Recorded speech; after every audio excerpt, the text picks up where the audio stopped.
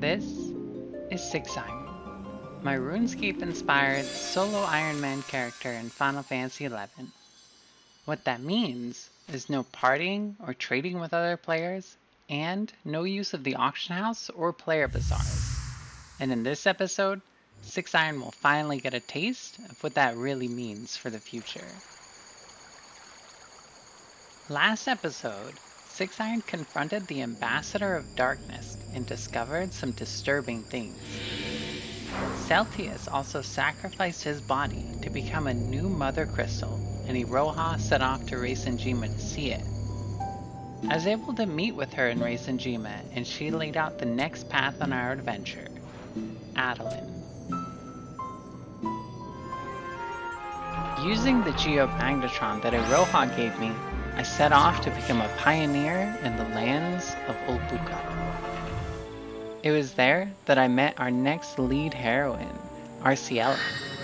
Together, we saved a child who had gotten lost in the woods and attacked by monsters. I arrived in the city proper and headed straight to the Pioneers Coalition to make my pioneer status official. Now, to get around the region, I would need to learn a bunch of survival skills from various NPCs.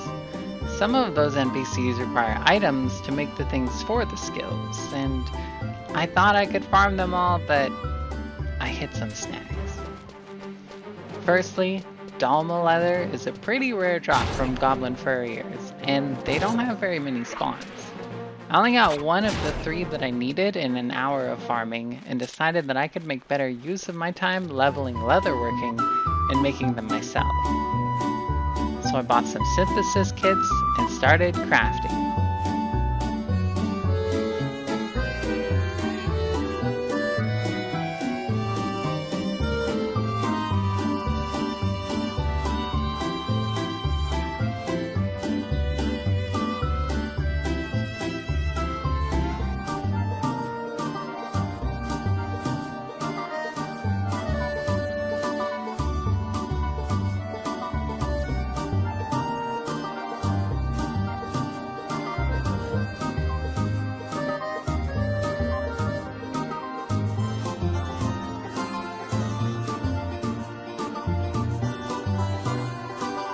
Well, that wasn't too bad. Only 17 levels, and I was able to make the rest of the leather that I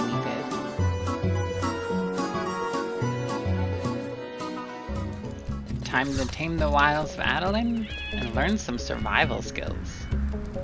First up was logging. This would allow me to cut through any vines or tree leaves that blocked my path.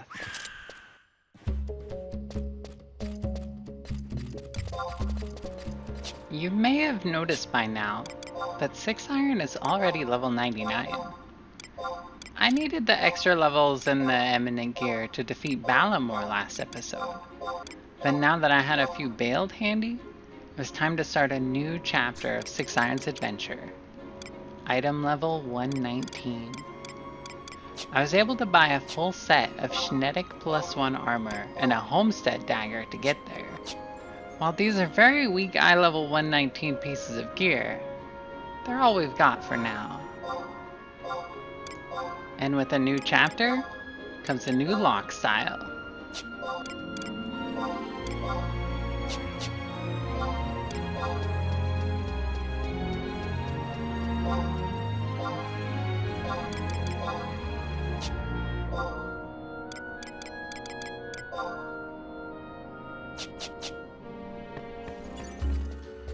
I continued my trek through each of the areas to unlock more access and more survival skills. While exploring, I killed a bunch of Twitherums to get their scales? Hang on. Oh, fuck. Well, that's one of the requirements for water crafting, so I guess that'll have to wait. For the time being, I grabbed Demolishing to let me go deeper into the basalt fields. After getting squashed by a Galka, I unlocked climbing in the Marjami Ravine.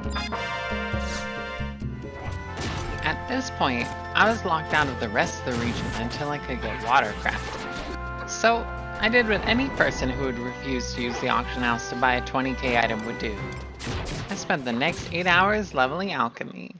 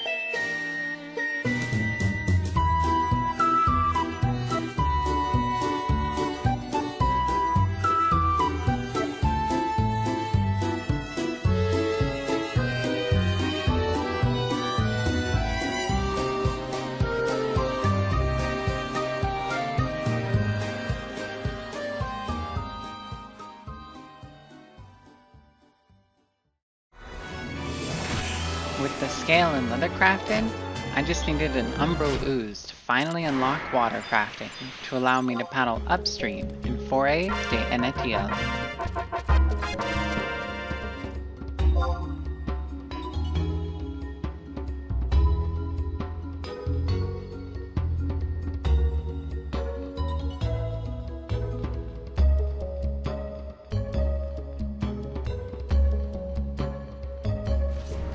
This would eventually take me to the Kamir Drift, where I would farm Raz for a tusk and unlock fragmenting.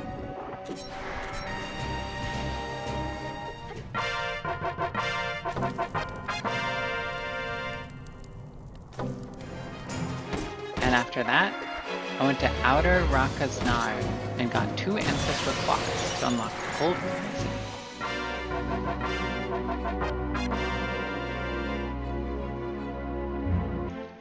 With all of the areas and survival skills unlocked, I took a break to edit this video and earn some guild points in the following days. During that time, my recording audio messed up again, so I put some Juno background music for these next few clips. On one of those days, while I was tending to my Maw garden, I noticed that a new month of adventure campaigns had begun, one of which was the Maw Gardens campaign, which would allow me to buy some goblins too, 880, to get some much needed inventory expansion. While I could do some of the earlier expansion quests by leveling up my other crafters, I was running low on most crystals and this was just much less of a headache. It only cost 1 million gil to upgrade my inventory to its maximum capacity of 80 slots. I was still craving some more inventory at this point, so I spent a bunch of my Imperial standing and expanded my Mog locker to 80 slots as well. So with Seekers of Adeline opened up and a new chapter ahead of Sixiron, let's talk about the future of her adventure. While I was leveling Alchemy, it became painfully obvious that I'm going to need a lot of crystals in the future. And the best place that I know to farm every elemental is in Sky, which is pretty far into the Rise of the Zalart missions. Now, I don't want to spend too many episodes focused on going through each expansion, but what I think might be good is to make a much longer movie episode for each one.